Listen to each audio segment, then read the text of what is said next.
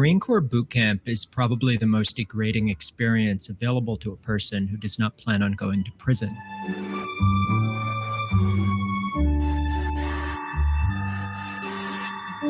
Public perception of recruit training centers on images of physical challenge and young men pushed to their limit, becoming something harder than they were before.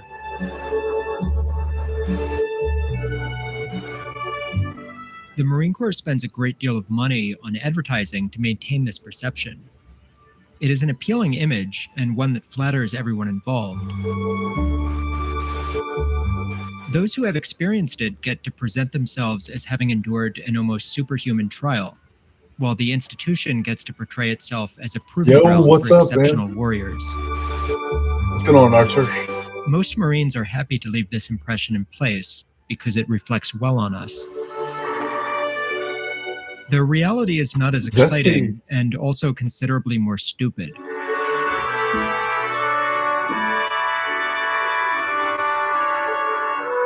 Boot camp is not, for the most part, physically difficult.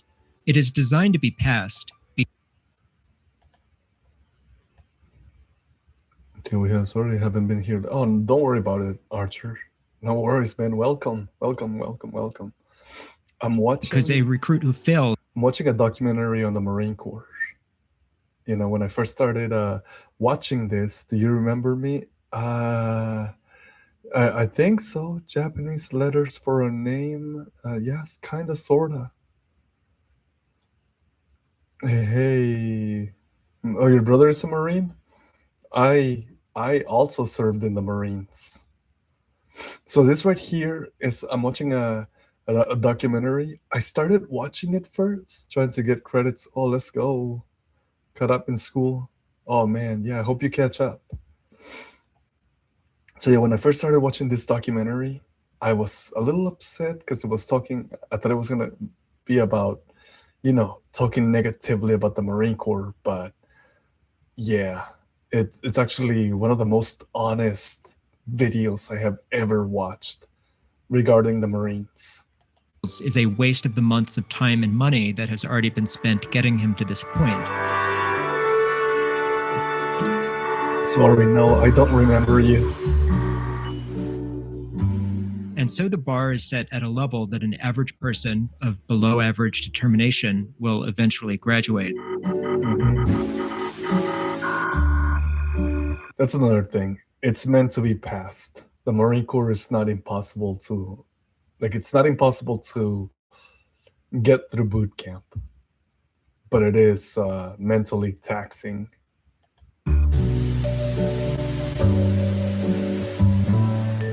While not difficult. And honestly, you pass during the screening. You know, if you're in average health and you pass the initial stuff, you're pretty much guaranteed to, you know, graduate boot camp. The experience is uniquely miserable and degrading for reasons which will be the focus of this video.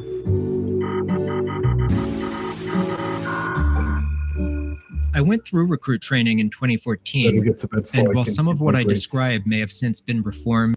Better get to bed so I can keep my grades. I just wanted to stop by and say goodnight. All right, Archer, I hope you have a good night. Oh, you were a cat? Oh, dang. Sorry, I don't quite remember you, but especially because I can't read your name, but I guarantee you that if I could read the name, I could probably remember you. Renamed or quietly discontinued, I doubt the essential character of the experience has changed much.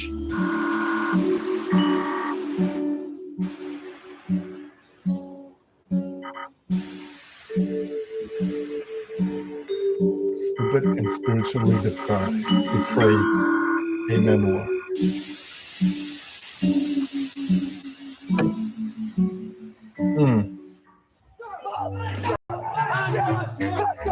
Oh, it's part 1. Okay. A recruit's first few days on the depot are known as receiving week. There is no training during this period. For those of you that don't know, receiving week is like 3 days of no sleep. zero sleep. I changed my name, and my name was Just a Kid. Okay, see, now I remember. Okay, Just a Kid. Now I do remember you. And it mostly consists of standing still while being How have yelled you at. been? Vicky, let's go! Recruits are told that they are no longer permitted to use the first-person pronoun and must now refer to themselves in the third person as this recruit. That's right. This minor... And it's always like, this recruit requests to go use the bathroom or you make a head call. This recruit is hungry. This recruit, blah, blah, blah. You talk about yourself in the third person. Forced grammatical change is a remarkably effective way of suggesting to a person that he is no longer entirely himself.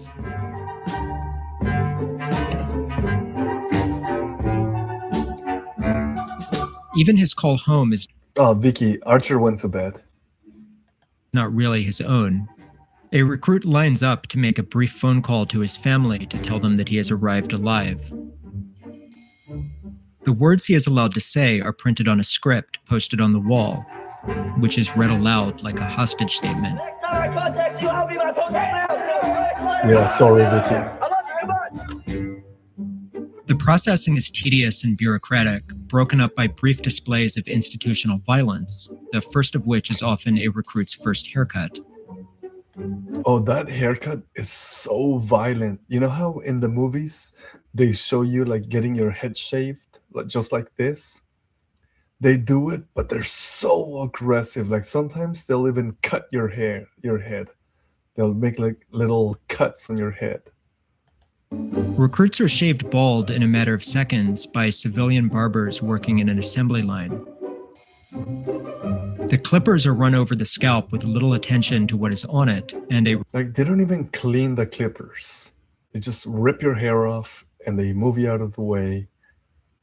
Recruit with a mole or skin tag will usually have it taken off by the blades along with the hair. It is not uncommon to see recruits with blood pouring down their faces as they are waved away by disinterested barbers working at speed. Over the following days, recruits will spend most of How are you, Vicky? their waking hours being moved through an endless series of processing stations designed to take a human being and convert them into a series of data points that can be tracked on a spreadsheet. Data point. Yes, sir. Yes, sir. No, sir. Also, after they get... Oh, that hurts me. Oh, yeah. Yeah, it's bad. Another thing I hated is that when you go to boot camp, every 5 seconds, they will say, okay, you're going to put your boots in the box. You understand that? Now you're going to pick up the box and put it in the bag. You understand that? Do you understand that? Do you understand that? Do you understand that? Like every sentence. I guarantee you when they go to bed, in their sleep, they'll be like, do you understand that? Do you understand that? Do you understand that? Like, I guarantee you they say it in their sleep.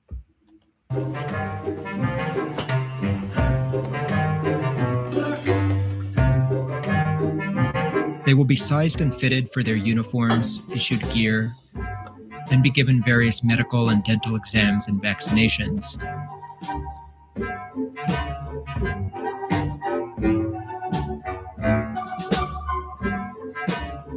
At this point, a recruit is beginning to learn something. Hey, what's up, Luna the puppy? Let's go. You're giving this recruit horrible flashbacks. Oh, we have a jarhead here, a fellow jarhead. Hoorah, brother. That will hold true for the remainder of his career in the military. The people with authority over him will come in two forms. The first are the military personnel, mainly drill instructors, who are selected from among the most capable Marines available and are bound by an extensive list of rules about Luna the puppy, welcome. What they may and may not do to a recruit. In practice, the requirements to become a drill instructor are not particularly high, and the rules are bent or broken at least as often as they are followed. But for the most part, the role of a drill instructor is a persona that he has been trained to perform. one which reveals very little of the real man underneath it. I feel the need for speed. Typically, he is a sincere professional who believes in the values of the institution and takes his duties seriously. The job does allow for, and in fact requires, cruelty, but even that is usually just part of the performance. It's all a performance. The second type of authority a recruit will encounter are civilian contractors. Oh my gosh, civilian contractors. I couldn't stand those. Like the ones that acted like drill instructors. Like they're just there to like cut your hair, sell you like shaving razors. They're really not that important. But get this, they would scream at you like trying to be drill instructors. I in my mind I was like, shut the f up. And then Holmes is kicking up and flees on the island. No, bro, I'm a Hollywood Marine. I went to the West. I was West Coast. West Coast, best coast. Jarhead, sorry, autocorrect. Yeah. Consisting of the barbers, tailors, and administrative staff who process recruits into the system. Yeah. At first, a recruit is usually inclined to see them as a kind of safe harbor. They are not Marines, and they are not screaming at him. They look like ordinary adults. Let me correct the record. They do scream at you. Some of the civilians, they'll be like, come here, recruit, blah, blah, blah, blah, blah, recruit, blah, blah, blah, say something. And in my mind, I'm like, shut your mouth. Shut your mouth. You're not a drill instructor. You're a civilian contractor. But you're not allowed to talk.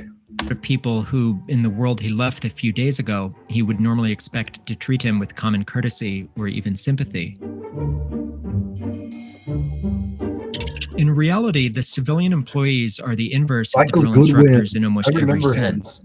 They are held to no standard, hold no values, and their behavior is a direct reflection of the real person.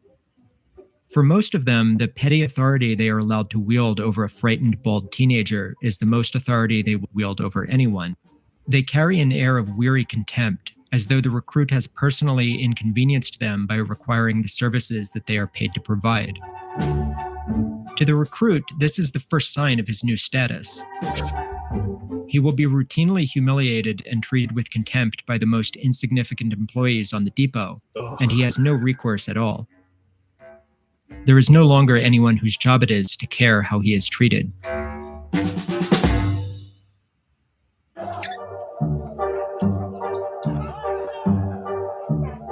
Welcome to the Up until this point, recruits have been shepherded around by people with no real stake in them.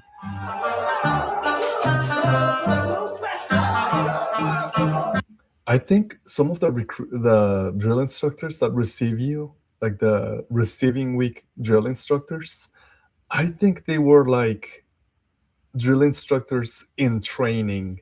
So one of their duties is to stand at the door and scream at people for no reason, so they can practice screaming. Receiving platoons are overseen by temporary drill instructors, rotated out of the standard training cycle and assigned to a lighter duty to prevent burnout. Oh, okay. So they are actual drill instructors, but they're on rotation. So it's a burnout thing. They don't want the drill instructors to burn out. Okay, that makes sense.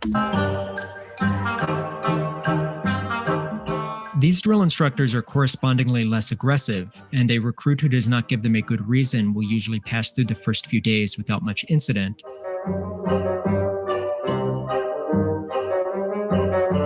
This changes when recruits are assigned to a training company and meet their permanent drill instructors. The recruits sit on the deck of the squad bay and are addressed by their company commander. My name is Captain McShane, and I'm your series commander. I will now introduce to you the drill instructors who are responsible to me for your training.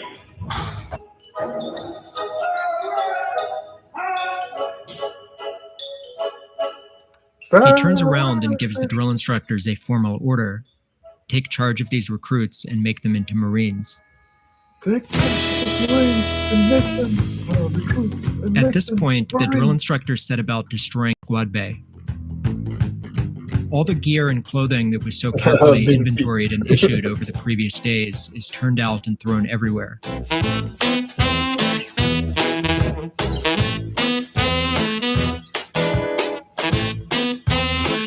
The only difference is that when I went into the Marine Corps recruit depot, they made us get fully naked, and then they packed us into the shower.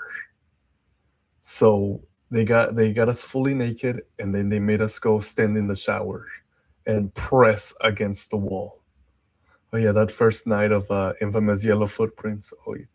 3 days of no sleep, 0 sleep, brother, 0. And then you got your interview with the NCIS after like day 3. And I remember my recruiter said, then whatever they ask you, deny everything. And that's how I got into the Marine Corps.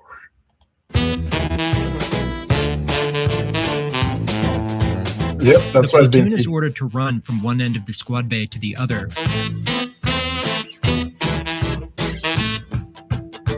The order to shift back comes before the crowd has fully arrived on the first side, so that 90 bodies are constantly reversing direction all at once, colliding and crashing into each other and tripping over the bed frames and trash strewn across the floor.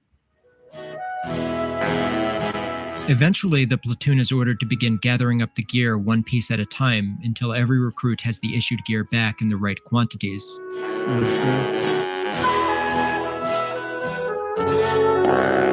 Some minor infraction will be identified, and everything is dumped out and thrown around again, and the whole process starts over. Yep.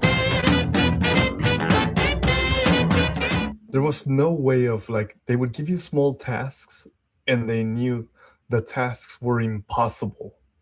They were intended for us to fail them every single time. They would never give you enough time to complete a task. So every time you messed up, which was by design, you had to go back and get punished for something you were designed to fail. Drill instructors move constantly through the squad bay, up and down the main hallway and the back rows, weaving between beds and appearing beside recruits.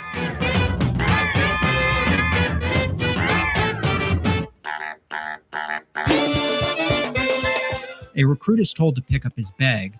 He picks it up and is told to dump it out. He dumps it out and is told to put everything back. He bends over and is told to scream.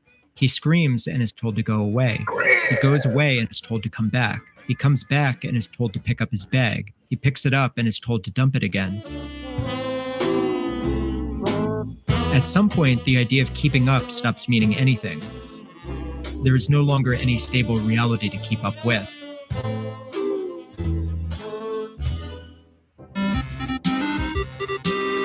Also, bear in mind that everything that happens is on a schedule card. So when you get punished, you were scheduled to be punished. So it's not that you messed up, it's that it's in the schedule. Okay, at 0700 hours, you messed up, so you will be punished.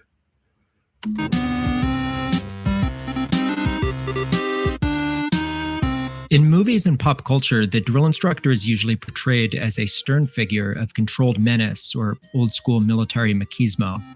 Machismo. I think it means the machismo. reality is much more surreal.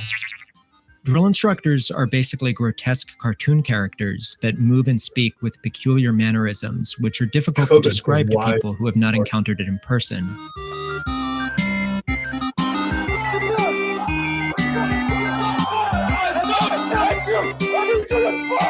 Their throat has been destroyed from months of sustained screaming. Most drill instructors have lost their normal voice entirely and are trained to speak with their ventricular folds located above the vocal cords, the same muscles used by Mongolian throat. So they sound like, okay, get over here, scream my answer, scream, scream. They can't use, yeah, you're right, they mess up their vocal cords, so now they sound like frogs. Singers. This results in a low, raspy croak forced out at full volume through a throat that no longer works. This is referred to as a drill That's instructor's punishment is frog great voice. for Just wait till you see how it works in the fleet. Yeah, that's right. Oh yeah, once you get to the fleet, it's just stupid. Because recruits must keep eyes front and are forbidden from looking directly at drill instructors, they seem to appear out of thin air. Yes, no eye contact. You make zero eye contact with the drill instructors. You are not worthy. And a recruit can go from being alone to surrounded on all sides in a matter of seconds. Oh, Illuminexi said that? Oh, heck yeah, dude. Yeah. Brother.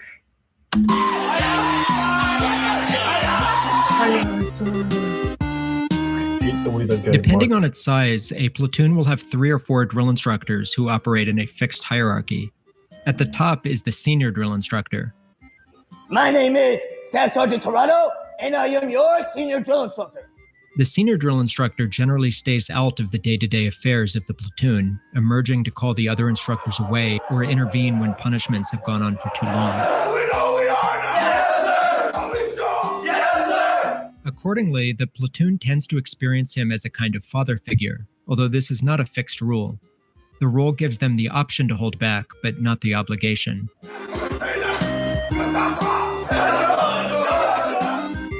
Below the senior drill instructor is the heavy hat, sometimes called the J hat or the drill hat. He teaches marching, close order drill, and squad bay procedures, and is generally the one who oversees and handles the recruits the most. Below the heavy is a knowledge hat, who is responsible for teaching recruits the Marine Corps knowledge that they are expected to memorize and recite on command. Also, if you have a question for drill instructors, the way you announce that is, this recruit requests knowledge. And at the bottom is the junior-most drill instructor, known as the kill hat, who is responsible for enforcing discipline and punishing recruits.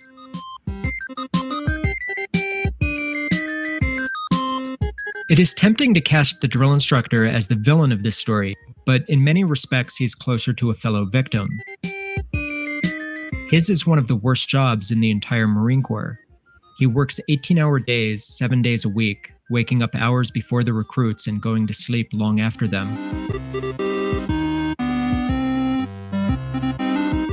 His daily responsibility is the custody of 90 incompetent and often diseased teenagers in a role. Oh, yeah, just picture that. Drill instructors are sleep deprived around the clock, and yet they're required to maintain that intensity, that violence of intensity. Role that falls somewhere between cattle herder, prison warden, and special education teacher, while destroying his voice, his health, and quite often his marriage in the process. He is also under enormous pressure from above. Junior drill instructors are often hazed by those who rank higher than them, which is known as hat hazing. It is sometimes carried out so openly that it becomes obvious even to the recruits that they're... Oh, can you imagine if a recruit in last month switched places with an army soldier in their boot camp? Sorry, but I think, don't army soldiers get like a stress card? If they are too stressed out by the drill instructors, they get to pull out their stress card, like, drill sergeant, I am stressed out. I think army recruits get stress cards. They're like, I'm too stressed out, drill sergeant. Also, Foster and Zinks are family forever. First year on YouTube. So grateful for you all both, genuinely. And genuine salute to Foster for his service and loving Marine stream. Oh, absolutely. Thank you, Limnexty. I appreciate the kind words. Kill hat is being bullied right in front of them.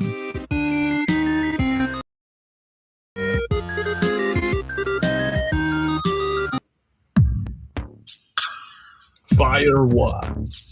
All night, every night, Some recruits in the platoon are kept awake to stand fire watch, guarding the squad bay against intruders or recruits attempting to escape or harm themselves. The night is divided into 1-hour shifts, and each shift consists of 4 recruits. One stands the front post near the door, accounting for who comes and goes in a logbook. The other 3 will spend their shift mopping and sweeping, scrubbing the toilets, and patrolling up and down the hallways. I never did that. Those unlucky enough to be assigned fire watch on their first night are harassed constantly as drill instructors come in and out screaming at them while the rest of the platoon attempts whatever sleep they can.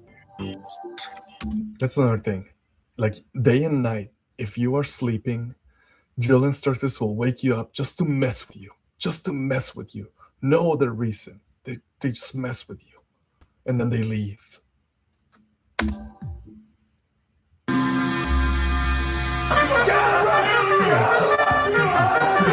Oh, wow. I just shook my body. In the morning, a recruit does not dress himself. That bugle, that morning bugle just shook my body so hard.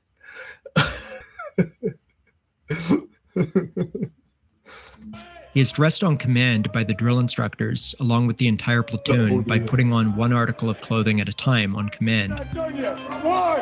Hurry it up! You're always running Death or and breaks are marching. conducted as a group. There's no walking in boot camp. You're either running or you are marching, but never walking. On a schedule as compressed as anything else. Recruits will triple or double up on a urinal while the drill instructor counts them down.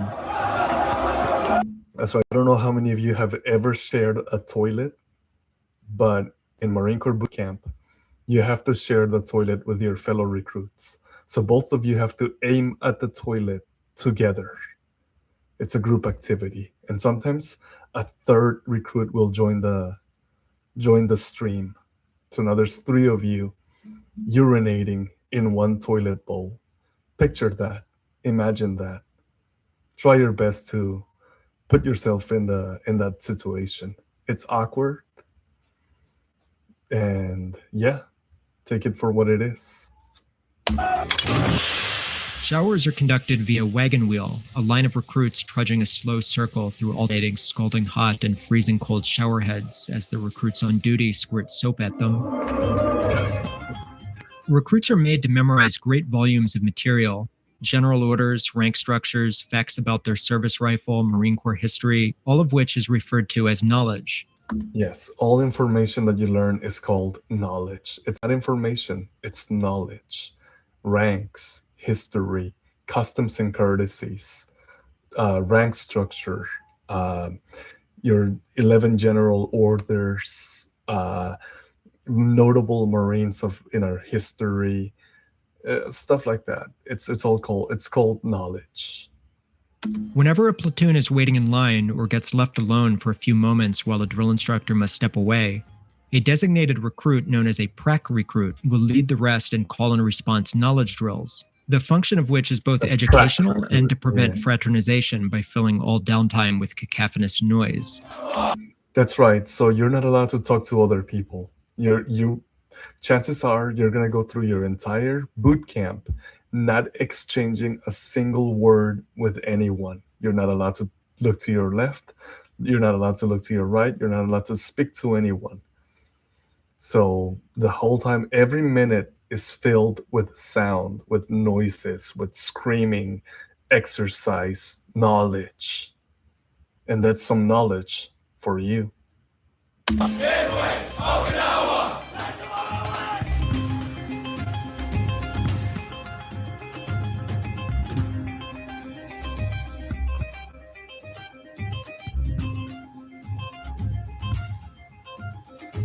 Quickly. Hurry up. Anytime the platoon does not meet the impossibly high expectations, or simply as a way of killing time, recruits are given absurd and exhausting tasks, which are colloquially referred to as fuck games. But this games he's referring to, they are scheduled. Everything is scheduled. So don't think that you messed up. Chances are you didn't mess up. If you did, yeah, you will get punished. But most of the time, you are going to mess up because messing up is written in the schedule. These include undressing and getting fully dressed again repeatedly, sweeping the floors in a bizarre crouched waddle, or holding out heavy objects such as their duffel bag or footlocker at arm's length. Individual punishments come in the form of incentive training, or IT, which is dispensed liberally for offenses both real or imagined, or simply by pulling unlucky recruits at random.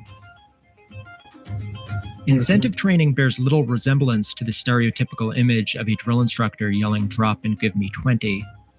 It consists of repetitive exercises, constantly alternated at a rapid pace. Exactly. So that thing you see in the movies where they say, "Drop and give me 20," that's not a real thing. Well, it can be, but really what they do is they make you do a series of intense workouts in succession. So you'll be like, you'll do side straddle hops, Marine Corps push-ups, and then you will run in place, and then you will do mountain climbers. A recruit will be ordered to do push-ups, but before his chest touches the floor, the command will change to jumping jacks. As soon as he starts jumping, the command changes to mountain climbers, then flutter kicks, lunges, and back to push-ups until the recruit is pushed to the point of total physical exhaustion. A particularly unpleasant variation of incentive training is known as a sugar cookie, in which a recruit is made to slather himself in sunscreen before being IT'd in the sand pits outside, leaving him caked in a sticky mixture of sand and sweat for the rest of the day. That's right. Occasionally you will be doused in hand lotion all over your body, your face, your arms, elbows, armpits, everywhere. And then they'll make you, drag yourself in a sand pit, roll around, do push-ups, do jumping jacks, roll around in the sand, and the sand belongs to you for the rest of the day. Hey.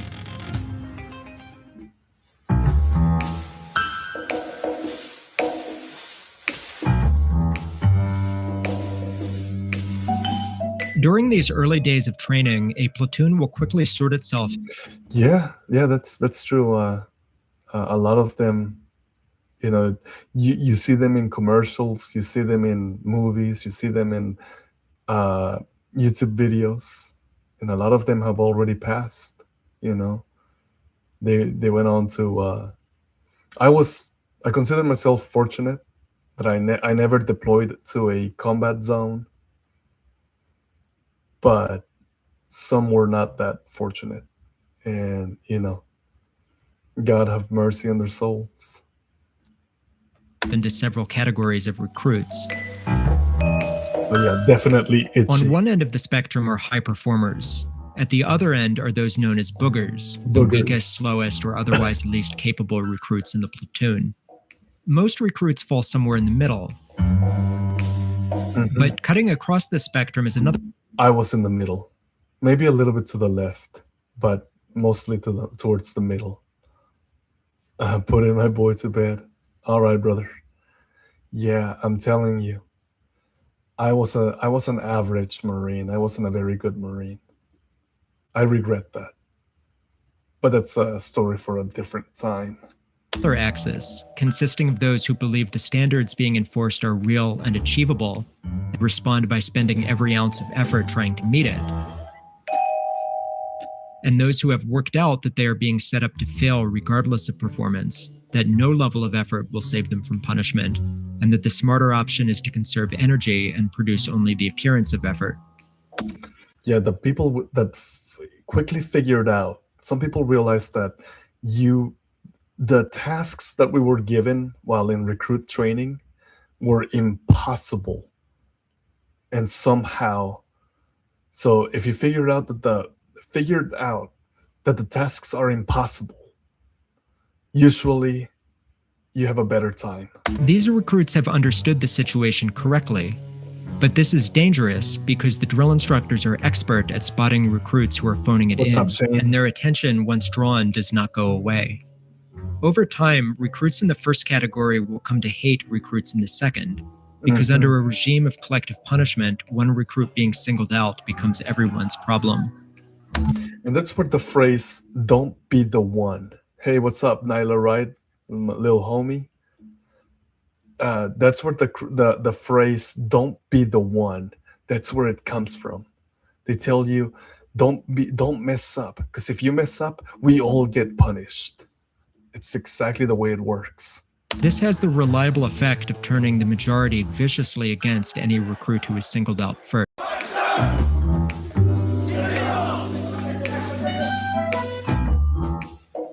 In my platoon, this recruit was me. While physically fit, I was slow and clumsy during countdown games. Hey, don't join. The choice is yours. You know, there are MOSs that you can join, and you'll never deploy. You'll never go to war. But you'll be like a pencil pusher, or you'll be out there like replenishing water. So, but there's no shame. You know, every job is important. So if you want to join. And awkward at drill. When corrected with incentive training, I treated it as an annoyance to be endured rather than letting myself be burnt out.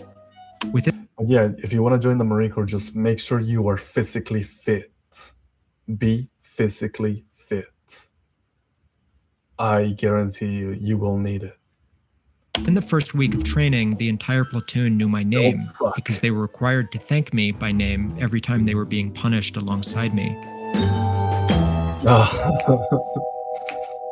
There is a particular horror in realizing that out of 90 other people, you are the one who has been identified as the main problem. At this point, I made a pivot to showing maximum effort, but it was too late. Okay, exactly. Once you are branded as the Marine that sucks the most, you cannot.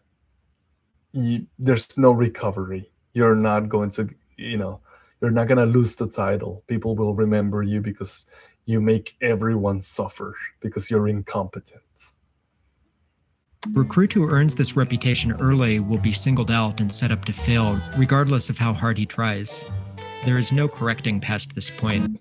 Yeah, I think that there might be a waiver for that, Phantom. There might be a waiver for that. I think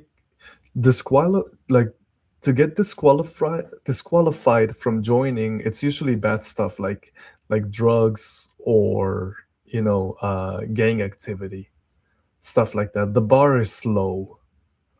Be fit and not a fat body. Fat bodies are the rear. Yeah, don't be fit.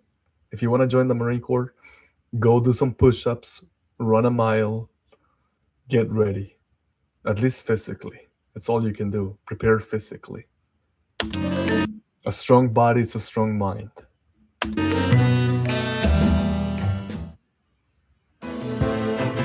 Oh, McMahon. Let's go. The primary thing that is built up over the course of boot camp is not strength or discipline. It is a small, closed society with its own hierarchy and politics. And the society it builds is a stupid one.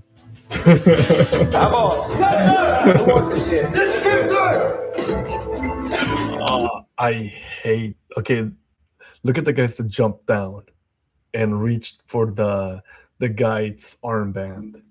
Those guys, they suck. You don't ever be like them.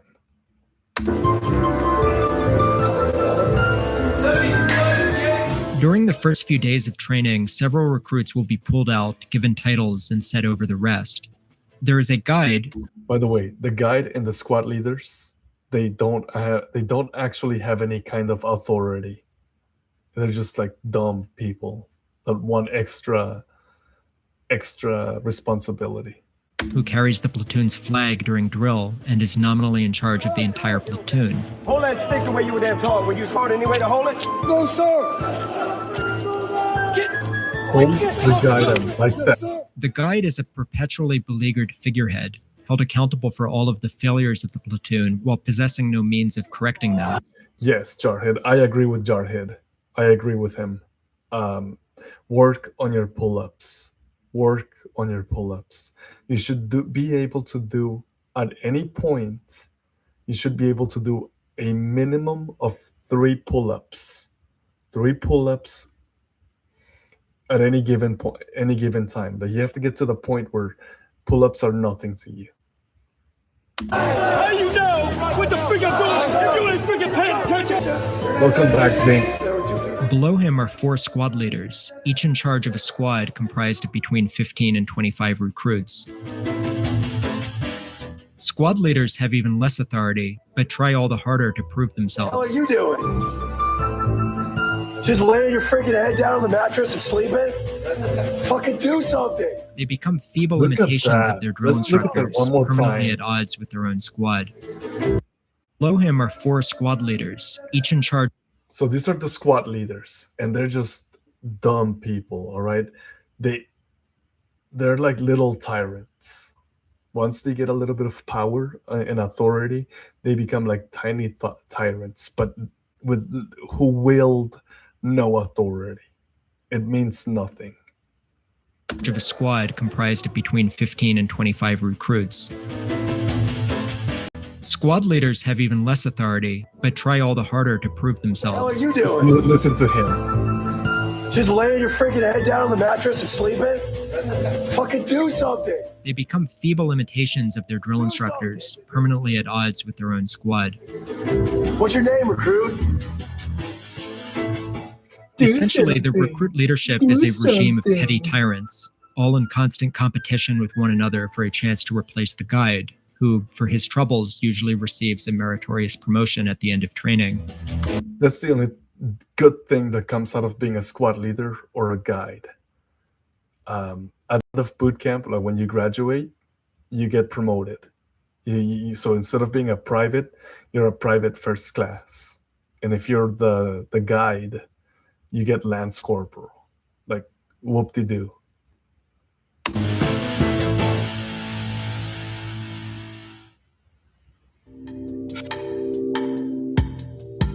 This is the guy you hate the most. I'm about to introduce you guys to the guy that if you go to boot camp, this is the guy that you would hate the most or love the most. Presiding over the economy of the platoon is a quieter figure, the scribe, a Mhm. recruit assigned to keep track of various rosters and paperwork on behalf of the drill instructors. This is a very desirable role, as the scribe will spend a significant amount of time doing administrative work and skip much of the daily unpleasantries of recruit training. The scribe is also the only recruit in the platoon who wields any real power. And God, do they use that power. They have a little bit of power and they swing it around like a hammer. He's in charge of writing the Firewatch list and has absolute authority to decide who will stand watch through the night and at what time. Our scribe was a small, scrawny black kid named Burke. I hated him with a passion. Many scribes will implement a simple, fixed system for assigning Firewatch. For example, alphabetical order or simply rotating down the line of beds. Mm-hmm. Burke was entirely arbitrary. He assigned shifts to those he disliked while exempting himself and those closest to him. Yep. Like if you're the scribe, you can literally deprive people of sleep, like serious sleep. And like if you're the scribe and you hate somebody, you can make their life a living hell. Hell. Sleep is the most valuable commodity a recruit has, and our scribe took it away according to his preferences. To make matters worse, Burke was intelligent.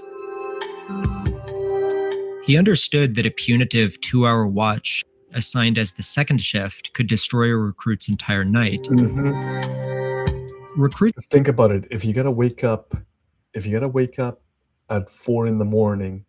and you get the last 2 hours, that means you only get about, on average, like 4 hours of sleep. And all because this jackrabbit scribe hates you. Our scribe was Mr. Burns because he was like 32 in boot camp.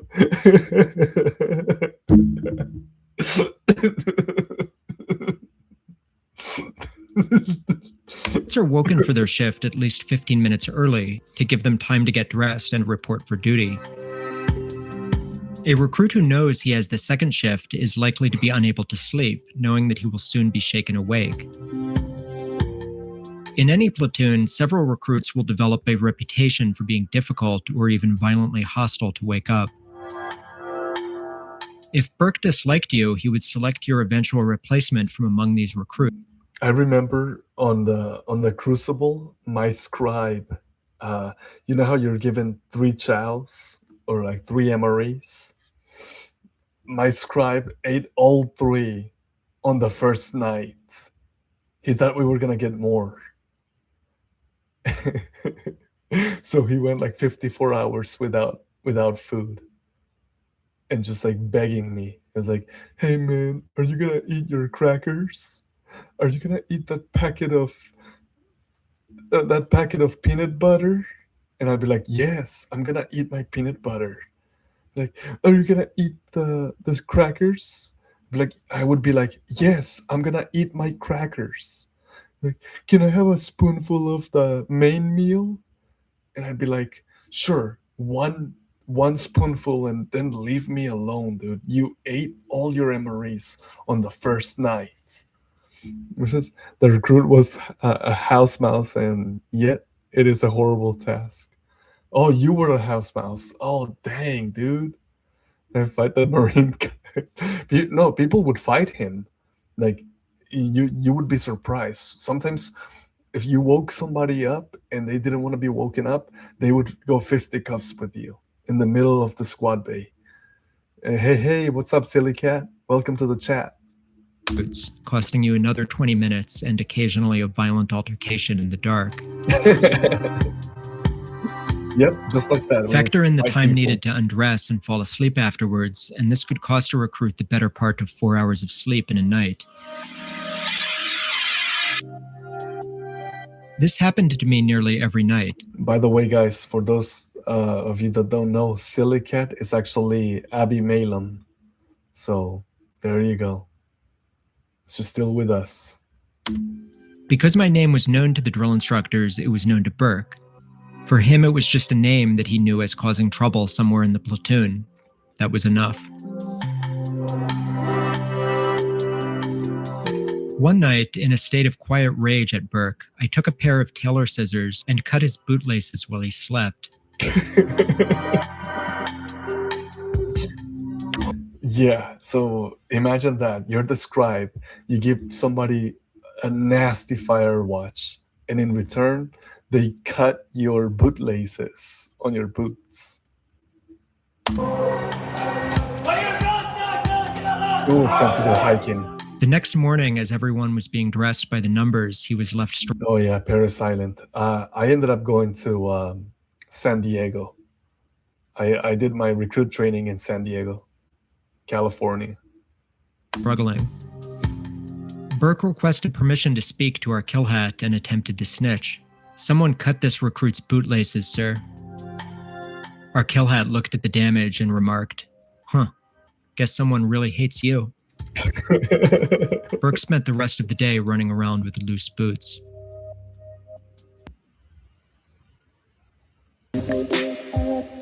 Once was a time when time was. By the second week, recruits are beginning to settle into a routine, and the reality starts to sink in that they will spend the next 3 months of their life in a state of near constant. By the way, if you're a super scrawny Marine, like if you're like 120 pounds, they'll put you in double rats. And usually that means, which is short for double rations. So you get 2 meals and you gotta finish both. Exhaustion, isolation, and abuse. This is made worse by the fact that recruits will spend large stretches of boot camp extremely sick. Crowded squad bays and constant sleep deprivation and stress are ideal conditions for disease. Joke is on them. I grew up in absolute poverty. So when I got to boot camp, the filth didn't make me sick. I was already accustomed to it. I love food. I can't gain weight. Oh, trust me. after the Marine Corps, you will gain weight, and you will end up going to the gym a lot. So trust me, you will gain weight, brother. Squirrel, what is this? Squirrel Foot Dog says, I love this video. He's watching and literally watched it this morning. Oh yeah, man, it's so good. And there's a part 2. There's a part 2. Oh yeah, let's go. Let's go, part 2.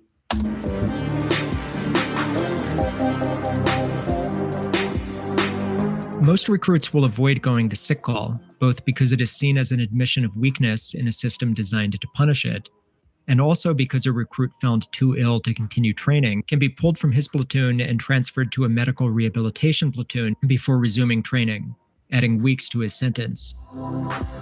Yeah, I don't know how people got so sick. Like, I never got sick. Yeah, I remember learning to eat a shop vac and you never eating the same again. Oh yeah, man. Oh yeah. That right there. Eating like that, like eating so fast. And I remember I got so good at it. I got so good at eating fast. Yeah. So yes, also LOL, I didn't expect you to read chat. I'm so used to YouTubers glazing over chat rooms. And what's up, man? I hope your night is good. Oh dang. Well, welcome to the chat, Squirrel. I have a snail. I have a snail chat, so I get to read everything. Also, I think this video is reviewing how the Marine Corps used to be in the 20s, late 60s. Hence why the information seems weird. Well, it's a combination. It's a combination of old and new. Is apparently the guy that made this, the Marine that made this video, went to boot camp in 2014. Quitting is an option, but it is made deliberately difficult, and a recruit who is eventually permitted to quit is not sent straight home. He is instead moved to a separate holding platoon, where unfit recruits are processed out on a slow administrative timeline that can take over a month. Both medical rehabilitation platoons and separation platoons are notorious as stagnant, depressing places held to the same discipline but without any purpose. Ooh, 2005. Oh, that was early. You went early. Dang. I went in 2011. Oh, you were born in 2005. Oh, but that's why you're interested in boot camp, Phantom? Let's go. Let's go, dude. Go do some push-ups. Get ready. Right. He uses some anecdotal stuff too. He's insanely good at capturing our attention by giving historical information, meanwhile complementing modern military ways. Absolutely. I was born 07. I tried going National Guard, Army, but got disqualified in MEPS. Yeah, that's the thing. Like, if you pass MEPS, you are guaranteed to pass boot camp. So I almost failed MEPS. I remember I went to do my ASVAB and I scored like a 34 and I needed a 50 and above. So I took the test one more time and I passed with a 57. I wasn't a very smart guy. I still am not, but I was fortunate to be allowed into the Marine Corps. So you gotta do at least 2 abs. I hate ASVAB. Oh yeah, but there's like a ASVAB prep. Again, I shouldn't tell you to join. That's your choice. But there is an ASVAB prep, and you can like go read the book and memorize some stuff, and it helps you, get a higher score. Yes. Recruits in these platoons are held there indefinitely while being treated just as poorly as when in training, minus any of the structure or forward momentum that makes it bearable. Okay, so that's miserable what he just said. So when you go to like an ADSEP or an administrative separation, you get the brunt of it. You get to be treated miserably while they prolong your stay. And so now you're suffering for no reason. Okay, I scored a 44, I believe, in ASVAB and nearly almost failed hearing and vision. what was the straw was my medical history. When I was 11, they told me I could never be in any of the branches. Oh, dang. Can't say I didn't try. Absolutely. But at least you tried, you know? I like squirrel food. At least you tried. My highest asthma score is 18. Oh, dang, dude. It's really low. You gotta work on that. Hi, sir. The calculation for most recruits ends up being pretty simple. Endure what is offered or risk extending it. There's a single tier. During the first few weeks of training, the pressure is constant. Under these conditions, the personality contracts into something small and defensive, concerned exclusively with avoiding attention and surviving until lights out.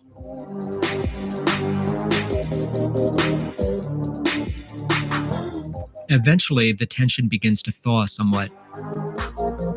The drill instructors do not become kinder, but That's it. Oh man, Phantom.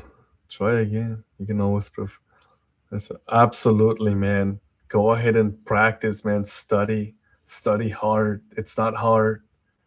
You know, it's just gotta put your brain into it. Like dig your nose into the book. Kevin McLeod. Spellbound is this song name. I've used it before. Oh, let's go, Zinx. You recognized it. Now this dummy failed ASVAB by 1 and was a year out of school. Yeah, I'm telling you, man. You can be an ASVAB waiver. I think they still do waivers. But I think that's because they needed manpower back in the day, Jarhead. I don't think they need manpower anymore. But who knows, you know? ASVAB waivers, yeah, like if your ASVAB is way too low, but they need numbers, like they need military personnel, they'll excuse your score and they will let you in.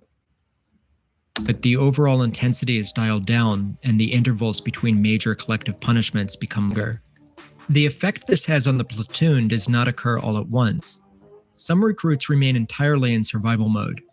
Others cautiously begin to emerge from it, which creates a peculiar kind of social friction. One recruit may venture a small remark to the recruit next to him. Yeah, kind of like those days, but also like in, I think somewhere between like 2001 and 2013, they needed to like replenish military personnel. So sometimes they would waiver. And this was in 2005, and the Marine Corps needed bodies. Yep, that's right. So somewhere between 2001 and 2011 and 13, they needed bodies. So they really needed personnel. So they would just excuse the low ASVAB score, and just, you know, they would just process you through. Which absolutely, it makes sense, you know, because when you strengthen numbers. The other recruit may stare straight ahead and pretend not to hear him, or hiss for him to shut up before someone hears. Shut up. We're talking. Shut up. To one, the danger has begun to recede. For the other, it talking. remains immediate and absolute. Oh, the wash stations. On Sundays, religious services are offered, and which one a recruit chooses to attend is as much about personal faith as it is about tactic. I'm gonna tell you one thing. I'm gonna be real honest. When we were allowed to go to church service on Sunday, the only reason I went to church is because I wanted to get away from the drill instructors. The drill instructors are not allowed in the church. So I would go and I would go and do like what is it called?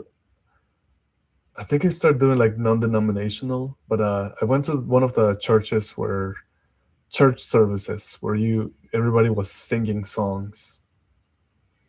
Good. They yell at y'all to pay attention and wake up. Yeah, pretty much. Because church means a temporary break from the drill instructors and a precious opportunity to nap. I said that. The Protestant service involves loud modern worship music. That's the one I went to. I went to the Protestant service just to get away from the drill instructors, and I would sing. And I got in the spirit, like the spirit of God came into me. You know, like I started like singing like with my lungs. That sounds good. Drill instructors seem annoying, but I try to be. Yeah, well, they're fatigued. They're tired. Remember, a corporal in my shop got DUI and got a slap on the wrist. This was 2008. Oh, I mean, my seniors, they did that booger sugar, and they got away with it. And energetic preaching. The Catholic service is quieter, but riskier. The rumor was that the priest takes his job seriously, and recruits caught nodding off were liable to be returned to the custody of their drill instructors.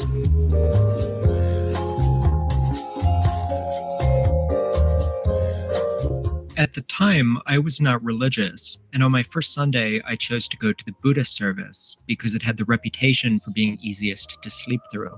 Our killhead was responsible for marching the platoon to each service, but once the Protestants and Catholics split off, he realized he didn't know where to find the others. Frustrated that his own brief free time was being eaten into, he yelled something about some religion being better than no religion and dropped the rest of us off with the Mormons. That's so funny.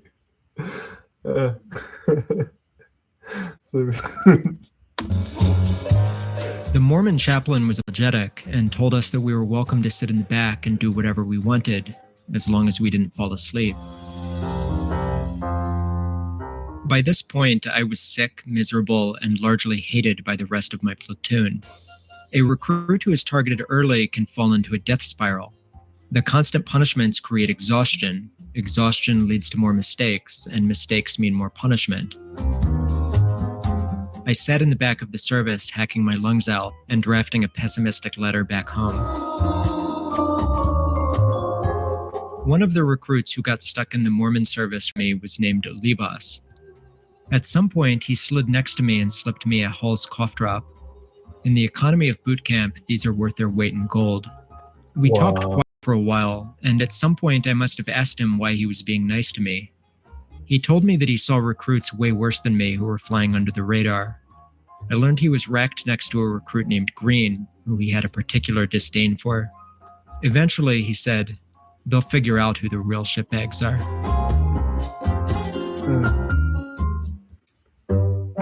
And that's the thing. Sometimes you're so hapless, and like you get branded as the quote unquote shitbag, and there's real shitbags in your platoon, and eventually they come out. Sometimes you start boot camp with a guy who didn't make the cut, so he got dropped from the previous class into your class, and that guy kind of like, he knows the ins and outs. He knows what's gonna happen next. He knows where to do this, where to go do that. These guys are like street smart at this point. So it's very interesting to be next to the like guys that got dropped from the previous boot drop. I remember recruits can go to mass, but your drill instructor or other drills will be really close by to play games with you. Oh yeah, but I think Jarhead. I think there was a rule that prevented drill instructors from coming into the service. So they would the drill instructors would kind of hang out like by the door, like just outside the door, and they're just like peeking in through the little glass, and they're just like Hawkeyes, just watching everybody. Just let me see somebody fall asleep. And then they should make a horror movie about USMC basic training, like zombies and such, would be the ultimate Marine Corps zombies. Little creeps. Yeah, they got a little creepy.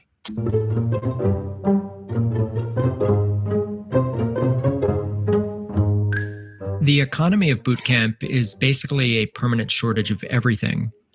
Essential gear goes missing constantly, and the only way to get something back is to take it from someone else.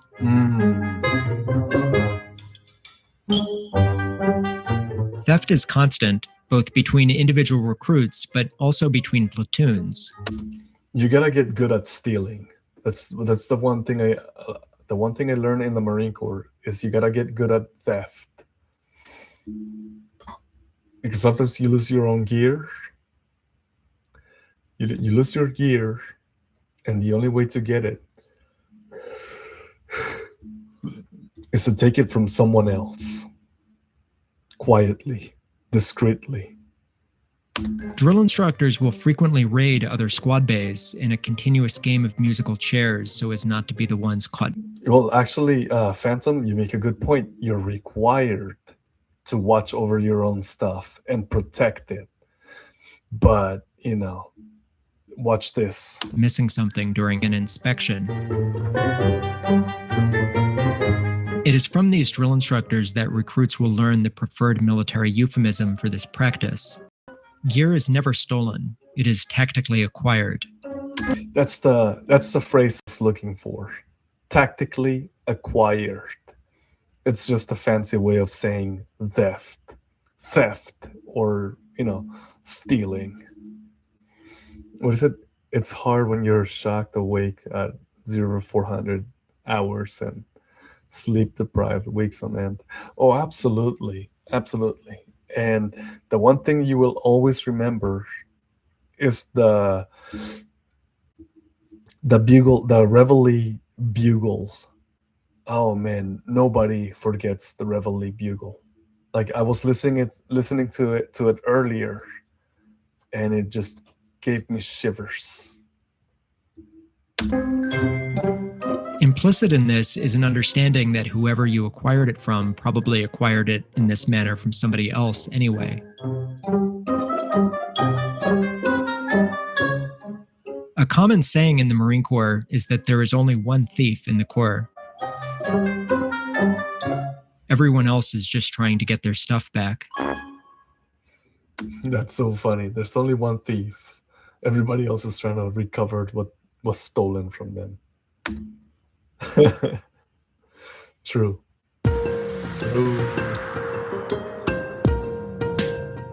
Through a combination of getting to know the recruits in my immediate vicinity while at the same time doing whatever I could to show more visible effort, I slowly began to salvage some of my reputation. The drill instructors no doubt noticed this, but they did not care. A recruit who earns their attention early will never lose it, and I continue to be singled out and IT'd as much as anyone else. But true to what Olivas had predicted, the platoon was beginning to identify other problem recruits, and the abuse was being distributed more evenly among us. Mm-hmm. The recruits closest to me in the squad bay were beginning to learn that whatever my deficiencies as a recruit, I at least had a sense of humor and didn't complain much. This carries a fair amount of social value in an environment where everyone is miserable. Here's another thing.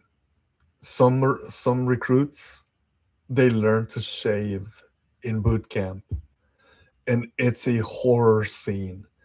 By the time they're done shaving, their faces are mauled. They look like they're mauled by a tiger because no one ever taught them how to shave. And so my standing began to improve somewhat among the recruits closest to me.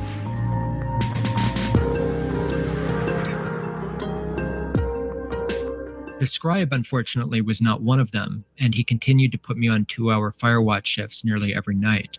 I'm telling you, man. You gotta learn, and you're gonna learn one way or another. If you don't learn the easy way, you're gonna learn the hard way.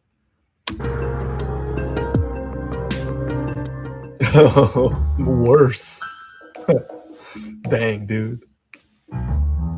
Part 5, turds. Eventually, recruits who have lost the word I will begin thinking and speaking as we, and as the weeks pass, a collective platoon identity will develop. Oh, yeah. Pride and shame stop being an individual currency and start attaching to the platoon's reputation as well. A platoon is one of 6 that make up a training company, who train on the same schedule and sleep in adjacent squad bays close by. Contact between platoons is almost non-existent. For most of training, the other 5 exist entirely as background extras, identical bald heads glimpsed. Oh, that's, hold on, let me listen to that one more time. I love the way he said it.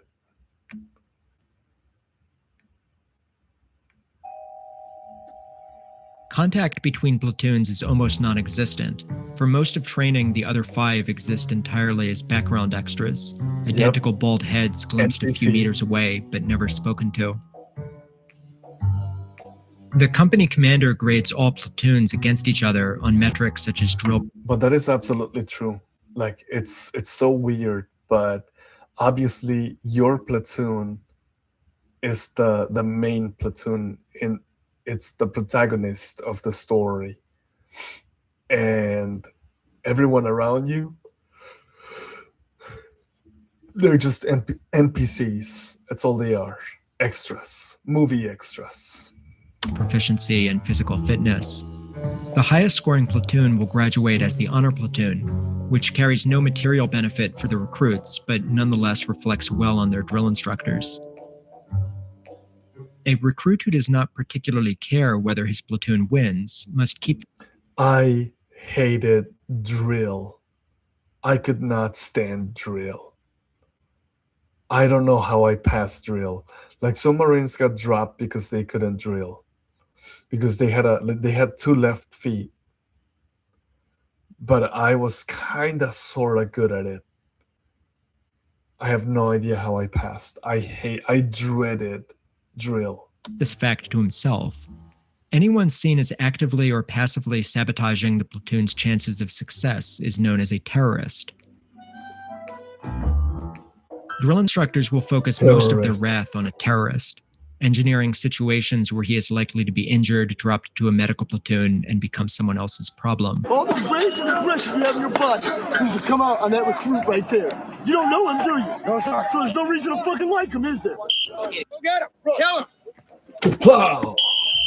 Why did you stop? Why did you stop? Did you ever? No, you didn't. You were being a little fag. You didn't want to hurt him because you're sweet and nice and you don't want to freaking kill. Unsurprisingly, this collective.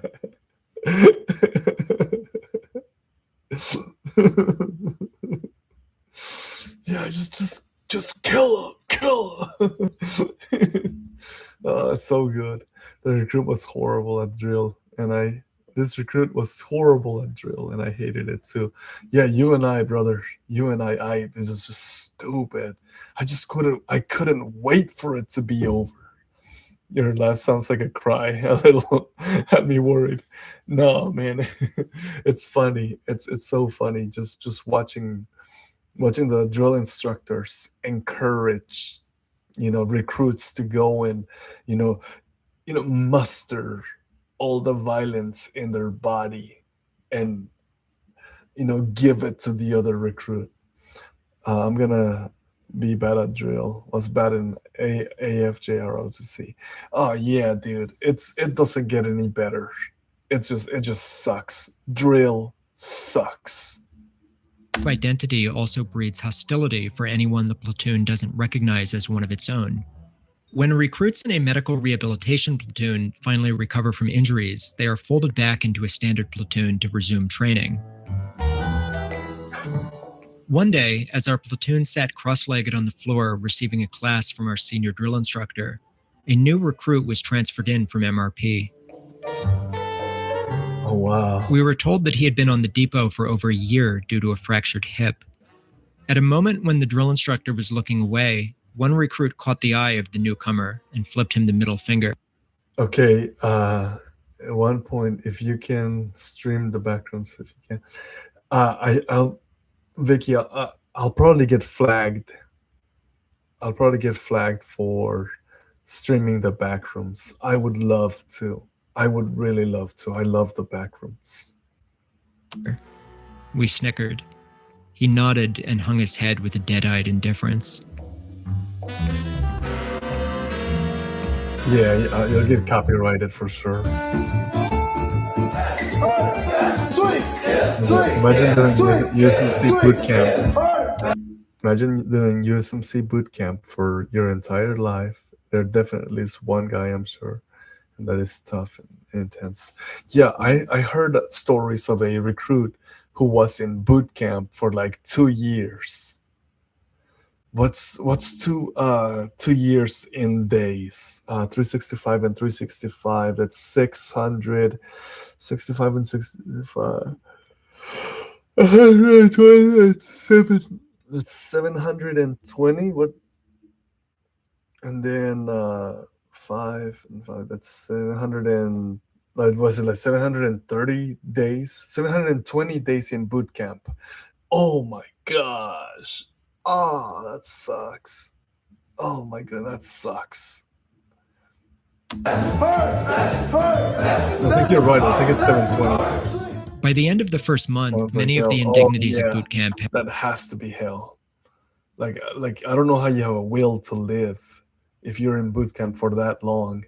I feel like you get out and you get instituted into like a mental health institute. have begun to feel normal. Get all out right now. The drill instructors cease to be seen as terrifying monsters. By the way, boot camp is broken down into phases, like phase 1, phase 2, and phase 3. And I don't know if they're gonna talk about this, but that's pretty much. I think this right now this is phase 3. And start to become an unavoidable fact of life, and eventually a role model to be emulated.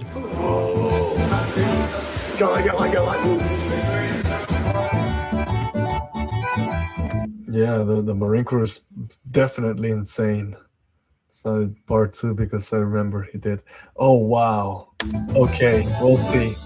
Because Marine culture passes slang down through generations, drill instructors speak with a bizarre mix of hyper-specific military jargon and acronyms and strangely preserved slang from many decades ago.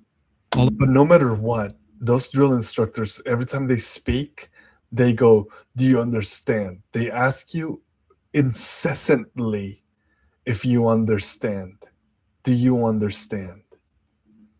All of which is picked up and emulated by the recruits. Stapler. Yes, sir. Mission accomplished, yes, sir. What? Mission accomplished, sir. A Mission loose thread accomplished. sticking out of a uniform is called an IP, which This recruit ran into a kill head on deployment. This was 7 years later. We were both sergeants, and he was going back to the drill field.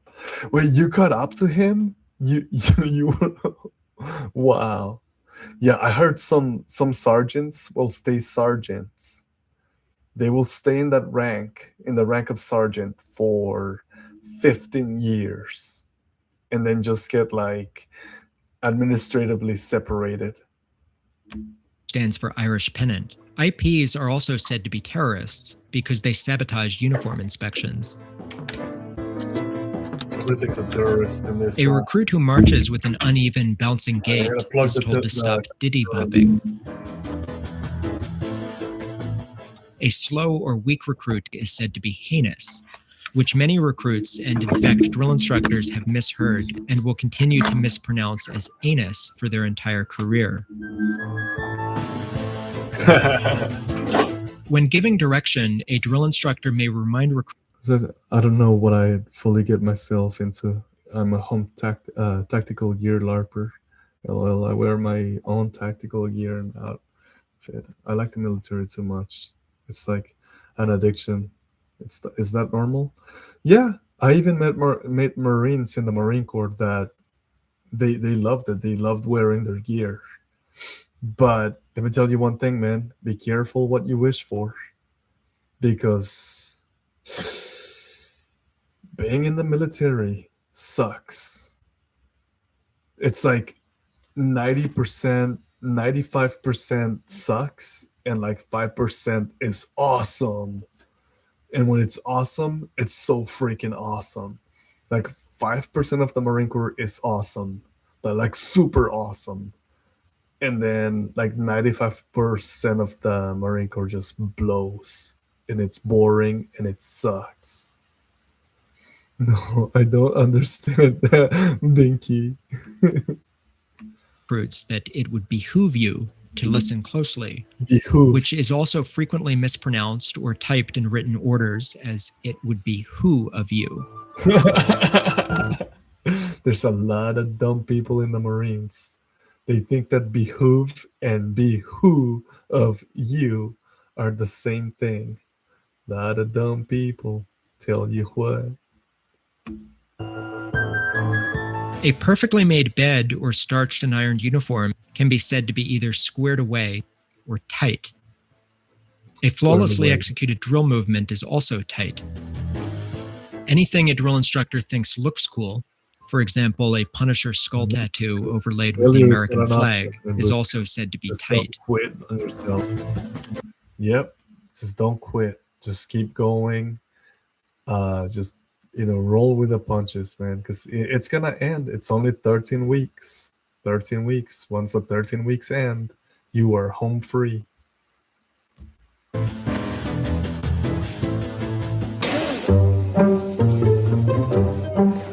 No impact, no ID. The rifle range, I presume. 7 weeks in, with the platoon now in phase 2 of training, West Coast recruits will board a bus and That's it. Or 730 days if you're not careful.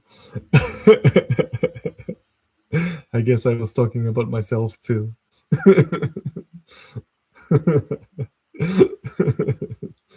Oh no. My nephew's in the Navy. Met his wife. Oh heck yeah.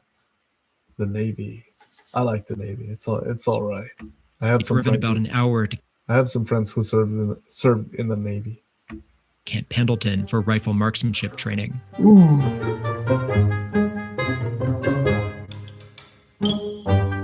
While at Pendleton, the squad will stay in a new squad bay with new rack mates. At this time, I developed a plan to position myself as the scribe's rack mate for the duration of our time in Pendleton. My goal was to use close proximity to... I remember on the bus ride to Pendleton, the rifle range, I had to go pee so bad, right? Like my bladder was going to explode. So what I did is I took one of my canteens and I drank the whole thing. I finished my canteen, and then I went number 1 on inside the canteen. And then I saw a Marine sleeping, so I put my canteen in his canteen pouch, and I took his. And I opened it and I smelled it, make sure it wasn't, urine. But I regret that, as an adult now, like a more fully. I piss in my canteen. I gotta clean it still. Yeah, man, I'm telling you, when you're in a bus and you have to go, you gotta go. When you gotta go, you gotta go. But thankfully, we have wash stations, and you can they let you fill the canteens with Clorox and kill all the bacteria and empty it out and clean it up again. So you're not gonna drink urine. I got 2 from the military surplus store. Oh yeah. Does it have the US on it? Like the letters US for United States? Like on the canteen or what? Soften his attitude toward me. By making myself as helpful to him as possible, I hoped to convince him that he had been too harsh in judging me and give me a much needed break from Firewatch. Wait, what? I'm sorry. As soon as we arrived in the new squad bay, was to use close proximity to soften his attitude toward me. By making myself as helpful to him as possible, I hoped to convince him that he had been too harsh in judging me and give me a much-needed break from Firewatch. As soon as we arrived in the new squad bay, I locked onto Burke with laser focus, tracking his every movement, and managed to secure the space next to him. He was not happy about this. Over the following days, I put out maximum and conspicuous effort. As we made our beds and got dressed each morning, I carried out my part with explosive intensity, and then took any opportunity I could to help Burke with his, always careful to appear helpful and efficient rather than patronizing. This turned out to be quite easy because, for all his talents as a scribe, Burke turned out to be a fairly lousy recruit who had fallen under the radar only by virtue of being racked in a less visible corner of our old squad bay. Wow. My scheming was successful, and over a day or two, Burke began to warm up to me. One night, after lights out, he admitted that he had misjudged me up until this point. I smiled and told him it was no big deal, while privately seething that someone who had so callously deprived me of sleep for the last 50 days could be so nonchalant about it. I still hated him, but I held my tongue and did not stand another fire watch for the rest of Phase 2. Oh, so Phase 2, okay. That's rifle range. I would still fight him, though. I would still fight that recruit. The scribe, I'd give it to him. I don't care.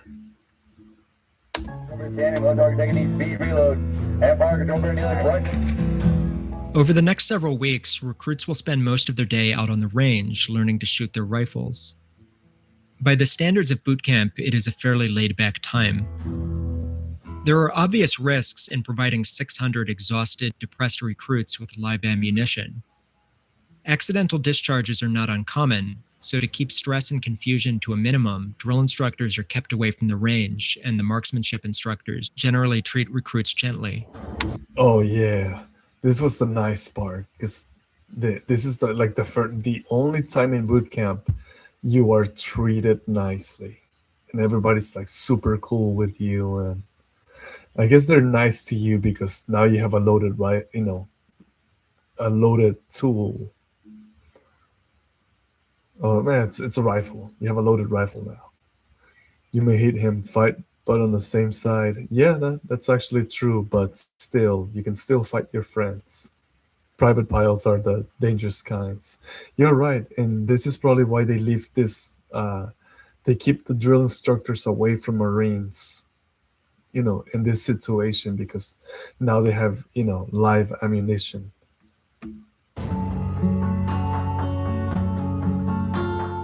I mostly remember the range from a quiet but persistent fear that several of the recruits walking around with me carrying loaded rifles might fit the profile of a mass shooter. One of these was recruit Meckler, a notorious terrorist from one of the other platoons, whose name and reputation had already spread to ours. Meckler was very intelligent, but also arrogant and spiteful, and it soon became very clear to me why his platoon loathed him so much. Still, he was It's 1 a.m. for you? Oh wow. Good night, Vicky, or should I say Binky? Who had ACOGs for the range in boot camp? Not this recruit. No, I was the last. 2011 was the last boot drop to use iron sights. And after my recruit, I guess my boot drop, they switched over to COGs or ACOGs. Interesting to talk to. And although our personalities did not mesh, we seemed to develop a kind of begrudging respect for each other. All right. At one point, while talking about the lives we left... Oh, you guys are saying good night already? Oh, good night to Vicky. Yeah, that's right, Vicky. Good night. Behind and what we would do during our 10 days of boot leave upon graduating, I made some offhanded comment about how I'd probably need to take a sheet of acid to process the trauma of it all, night, to which Meckler responded with an unprompted lecture about the effects of LSD on the brain. Lunchtime on the range comes in the form of a packed brown bag lunch known as a bag nasty, which contains... I loved Bag Nasty. Bag Nasty was so good. Man, this is a sandwich with mustard and mayonnaise, ham, cheese, a boiled egg, a bag of chips. Oh man, Bag Nasty was good. And then you get a little Gatorade. MRR. Keep watching. Contains a ham Absolutely. sandwich, a hard-boiled We're still watching. egg, a fruit, packets of ketchup and mustard, Oh, wait, and wait. a juice carton. Oh, what? Hold on. The brain. Just as you said it. Lunchtime on the range comes in the form of a packed brown bag lunch known as a bag nasty, which contains a ham sandwich, a hard-boiled egg, a fruit, packets of ketchup and mustard, and a juice carton. Every mealtime, the drill instructors would walk the recruits through the same ritual. Unwrap every item, put it into the bag, squeeze in the condiments and juice, and then mush it all up and drink it. This concoction is known as a recruit milkshake. Wherever feasible, I refused to do this and would go through the motions while concealing my unwrapped and intact sandwich to eat later. This would draw the ire of some recruits around me who viewed avoidance of an indignity as a kind of betrayal. That's a big thing. Nobody likes it when you have no integrity. A no integrity recruit. That's what they call you. MREs, though, I eat those still. Buy them, and I'm crazy. Oh, yeah, dude. Here, let me show you something, Phantom.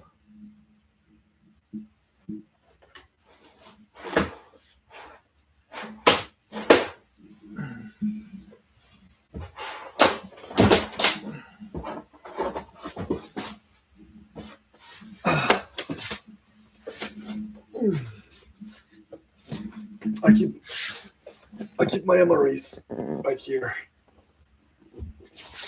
Or the meals ready to eat.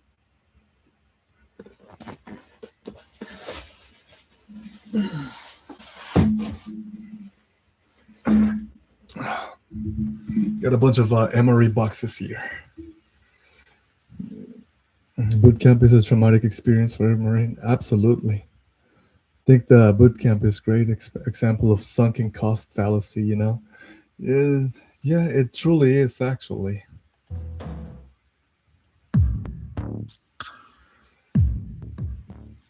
One night, while in my rack a few minutes after lights out, I heard my name screamed out from the quarterdeck.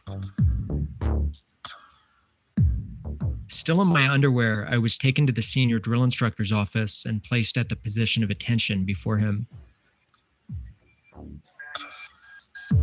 He interrogated me about what I had talked about on the range that day, and it soon became clear to me that Meckler, in a bid to curry favor with his drill instructors by proving how seriously he took military law, had reported me for my comment about taking acid.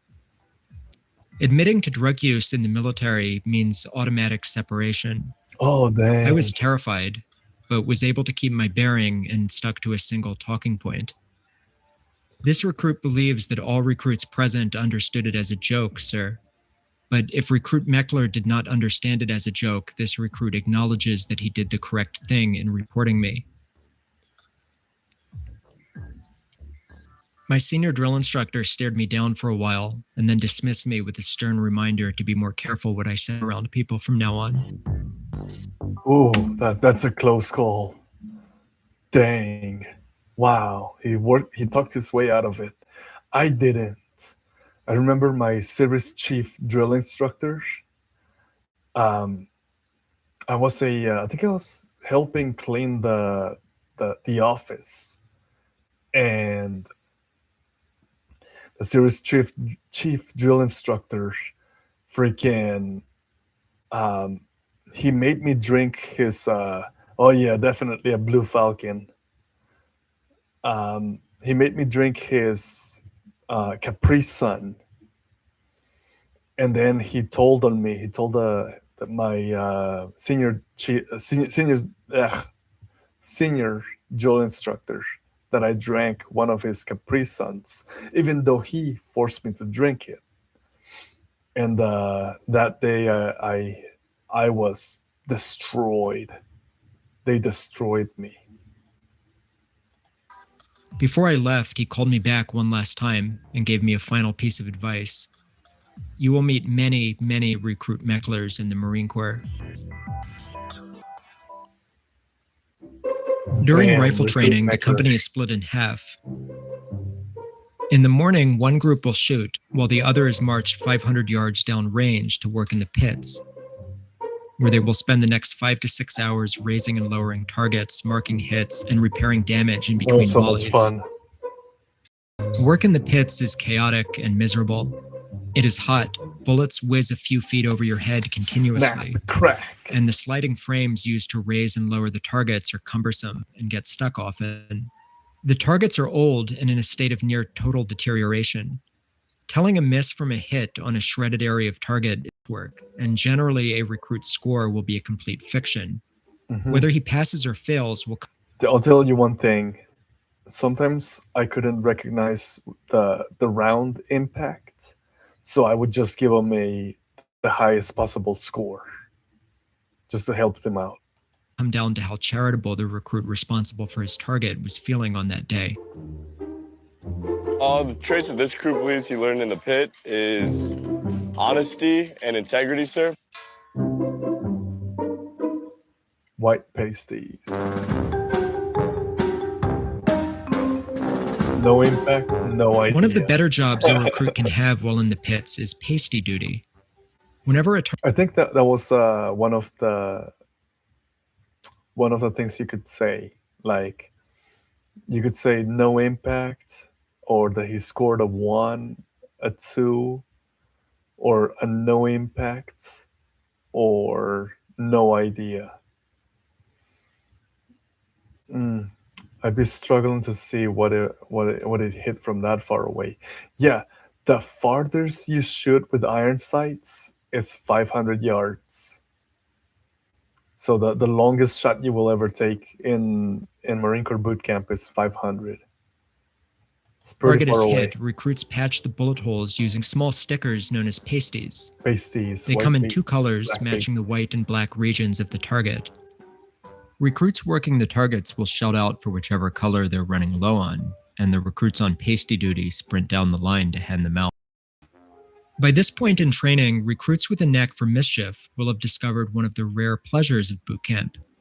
You can often amuse yourself by behaving extremely stupidly, and everyone will assume that someone is forcing you to do it.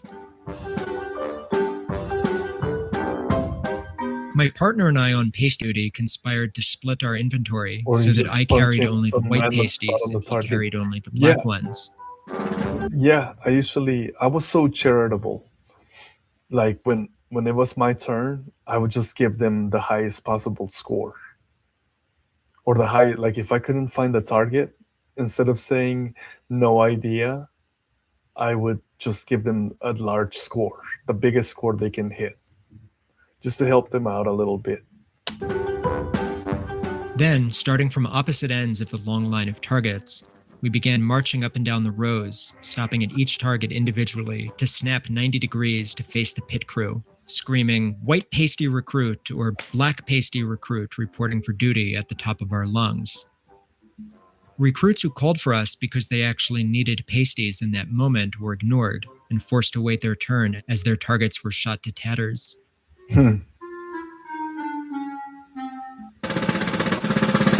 Oh yeah, the Phantom, the shooting range is the best. The shooting week is the best. It's not called shooting week, it's called range week. And it is, you're right, it is the best time you will have in boot camp. It's the most relaxed.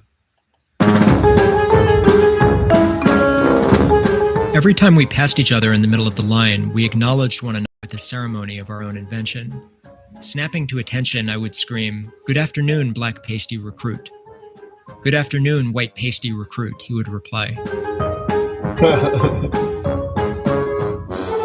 Eventually, a range coach pulled us aside and marched us over to the nearest drill instructor.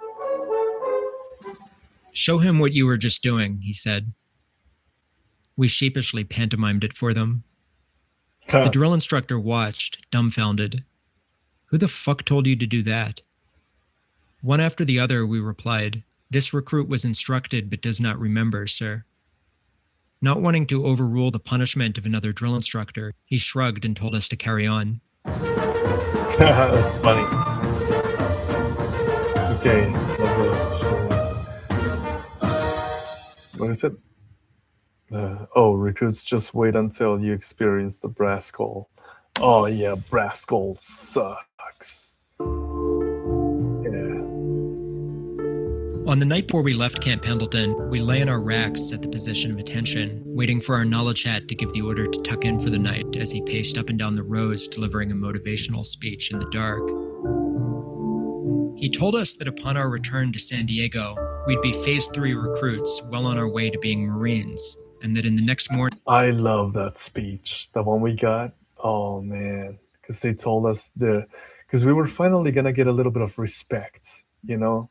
We were finally, now when we are marching, other like recruits in Phase 1 and Phase 2, now they get out of your way. Now you can tell them, get out of our way, you know, or gangway, 3rd platoon, or 3rd phase.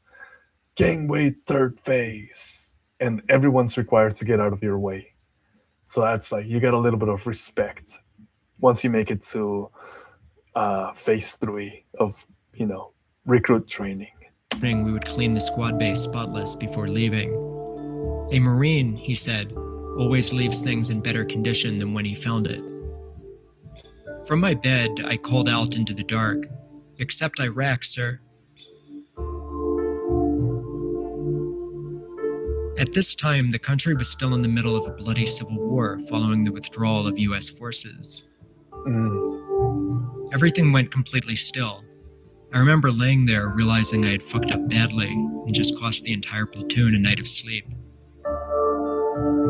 After what felt like an eternity, the drill instructor scoffed. "Yeah," he reminisced. "We fucked them up real good." Damn. Oh, that's hard.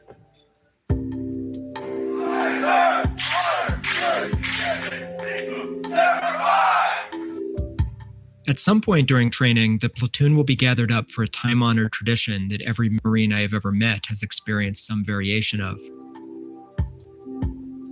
The particular details always vary, but it involves an announcement of a major terrorist attack and subsequent declaration of war on ISIS, Iran, North Korea, or whichever geopolitical adversary happens to occupy.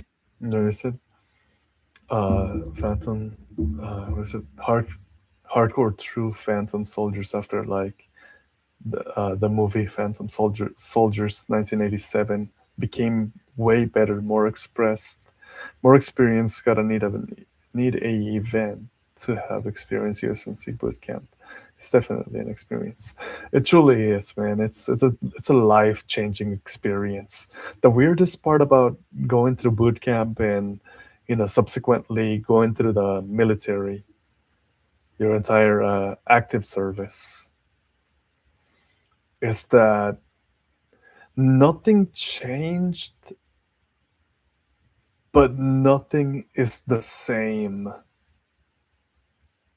It's just a floating feeling that you get that it's so incomplete, but it's over. It's such a strange experience when you get out of the military. I don't want to get too emotional, but it's like it's a void. You know, the whole experience somehow, for some reason, it leaves you feeling empty. Yeah, 3rd phase phase where this is a recruit, and this is an eye pointing at yourself in the mirror. But now, you look in the mirror and you're a Marine now. Yeah. Oh yeah. Such a good feeling to finally be a Marine. To finally make it. It's like completed a game and have nothing to do. Yeah, right? You're just like roaming around. And like you can't earn money. You don't earn points. There's no more mission. It's just a feeling of emptiness that you end up with, and it's unshakable. By the current news cycle. The recruits are told that the president has declared a national emergency. Those who enlisted as reservists are being switched to active duty, and everyone will be reassigned a combat role. Training will be accelerated, and upon graduation, the platoon will be deployed to the front lines. It is at this point that the recruits are told that anyone who does not feel ready for this can privately tell their senior drill instructor and will be processed out with an honorable discharge and full benefits. All of this, of course, is a lie. And any recruit who expects in good faith that the institution hold the terms of the enlistment contract it signed with him will be exposed to the platoon and shamed mercilessly as a coward who lacks the Marine Corps' 3 core values of honor, courage, and commitment. While nobody in my platoon fell for this, I've always found it noteworthy that any recruits shamed in this way are the ones with the courage to ask the institution to honor its own commitment. I think this is the part where you get your MOS. They call out your MOS and you're finally like, yeah, it's time, it's time to get my. And I felt so cool because there were so many like, oh, recruit blah blah blah, you're a cook. Recruit blah blah blah, you're a water supply. Recruit blah blah blah blah, you're a truck driver. And then they said, recruit Rodriguez, infantry. And my chest, like I just got swollen. I looked down on everyone else. It was such a surreal moment because everybody was like, oh wow, dude, you're going infantry. And I'm like, yep, I'm an infantry Marine. It was such a glorious, brief moment.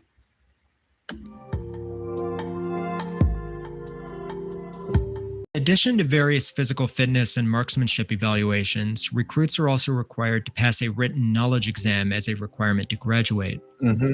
Every answer comes from the book that recruits have been memorizing for months, but drill instructors will also typically procure a copy of the answer sheet in advance and hand them out to the platoon along with the test, teaching them another common refrain in the Marine Corps. If you're not cheating. This is really 3521, a motor T mechanic. Jarhead. I tried to, lat move to motor T mechanic. After like 4 years of infantry, I was like, maybe I should, get a different MOS. So when I get out of the Marine Corps, I have a real job. Like I'll have like real world experience, fixing trucks. I thought about that. I wanted to be a motor T guy for a little bit. You're not trying.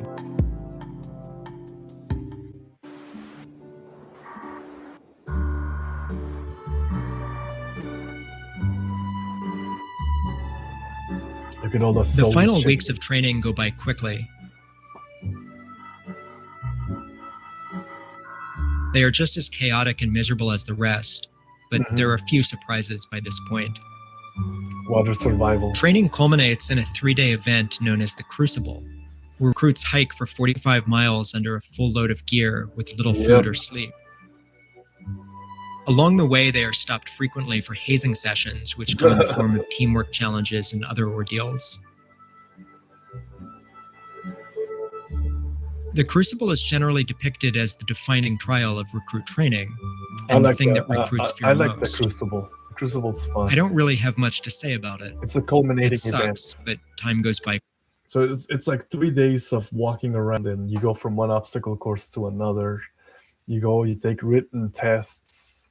You do team building exercises. It's super cool, and all while the whole time you only get 3 MREs, and you're only allowed to eat 1 time per day. So you can tell like you are hungry. And when I went through boot camp, when I went through the Crucible, I remember it was so cold. But every once in a while they would stop us and give us like flavored hot water. They would give us like a broth. I regret not trying out for the startup for MARSOC. I was trying to get on a MU deployment. Either one is fun, but yeah, MARSOC. I thought about going MARSOC too. or at least recon. But I wasn't much of a swimmer. If I do a test, I might have a heartburn worse than the working out. Yeah, just never know, man. You gotta get fit. If you want to go to if you ever intend to join the Marines, you gotta stay fit, man. You gotta take your fitness seriously. Eat, gain weight before you go to boot camp. Gain weight, because you're gonna lose every last bit of it. Quickly. After a final hike to the top of the mountain, recruits are given the title of Marine in a small ceremony. Squirrel Dog says, Squirrel Food says, I'm a bit amphibious. LOL. I wish I could have used that for the military. Oh, were you like in the swim team? Or like diving? Oh, look at this. Such a proud moment. This is the moment, the culminating moment. This is where they put the Eagle Globe and Anchor in the palm of your hand. At this point, you made it. You can finally say your name again. You can finally say I instead of this recruit. I used to do competitive swimming. They put me for butterfly a lot because I was one of the best butterfly swimmers. Oh dang, dude. Yeah, swimming is hard. Swimming is so hard. Zesty, I can't do this anymore. I'm so tired. It's okay, Zesty. Go to bed. All right? Go get some sleep.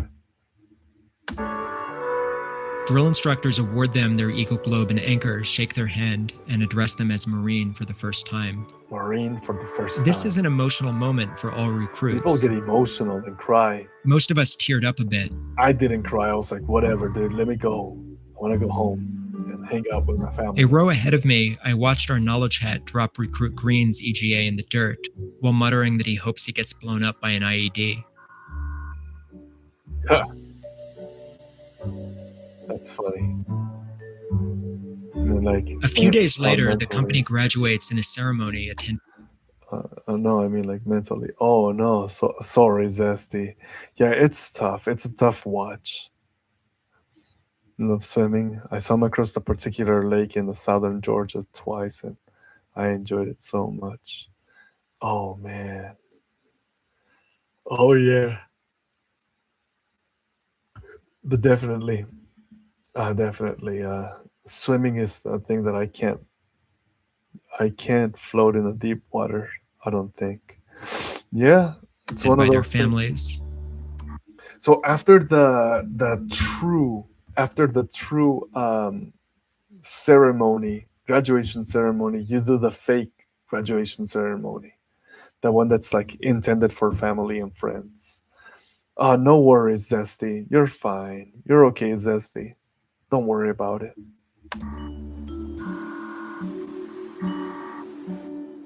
One recruit fainted from heat exhaustion, smashing his jaw on the concrete as he went down. No. And nobody moved. The formation held until the ceremony concluded, as the crowd screamed for someone to help.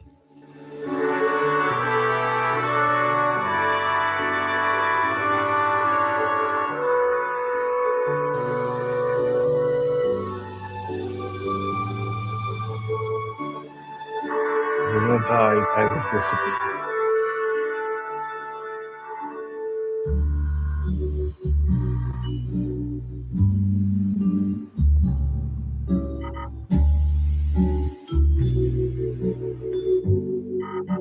Almost like it's a comic moment. Let's go, early. Just say throughout our entire life, I've been drawing, getting comps done. Oh, let's go, dude! Trying to get some. Yeah, I'm telling you, it's a fun watch, because it's just memories. It's just memories of what you went through when you were in the military, and it's one of those things. It stays with you. Better watch part 2. Yeah, we'll do part 2 tomorrow because I'm very, very interested. The military is bearings and there's marine bearings. Oh, absolutely. And you could see that the drill instructor stayed composed, and they completed everything. They completed the ceremony, and then I know how that video ends. The drill instructor runs back and he helps the Marine that fell. I've seen it so many times. All right, guys, that's it for me. I am I gotta go to work tomorrow, but for those of you that stuck around, and I hope you had fun. I had fun talking to all of you, just having a long chat about what it's like to be in the Marines. I paused it a lot. I get it, but if you want to watch the whole thing uninterrupted, just go watch it, and make sure you subscribe. All right.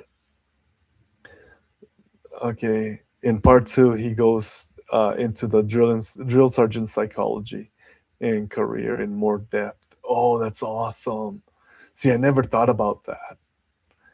And thank you for streaming. Yesterday was my Friday at work, so it's my weekend. I'll enjoy work. Thanks, man.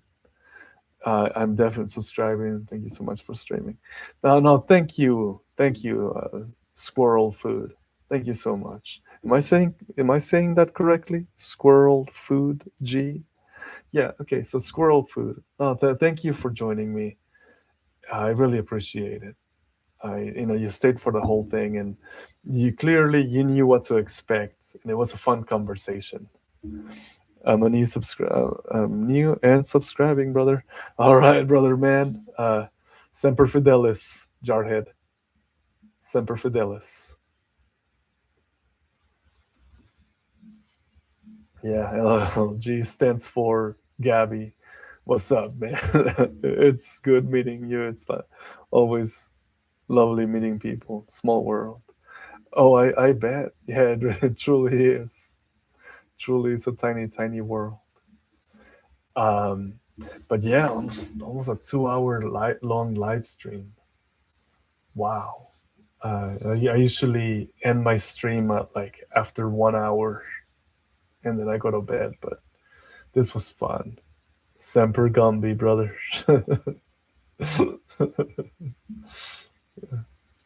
Absolutely. Well, hey guys, have a good night. Thank you for joining me, and as always, I'll see you on the next one. I hope to see you guys on the next one.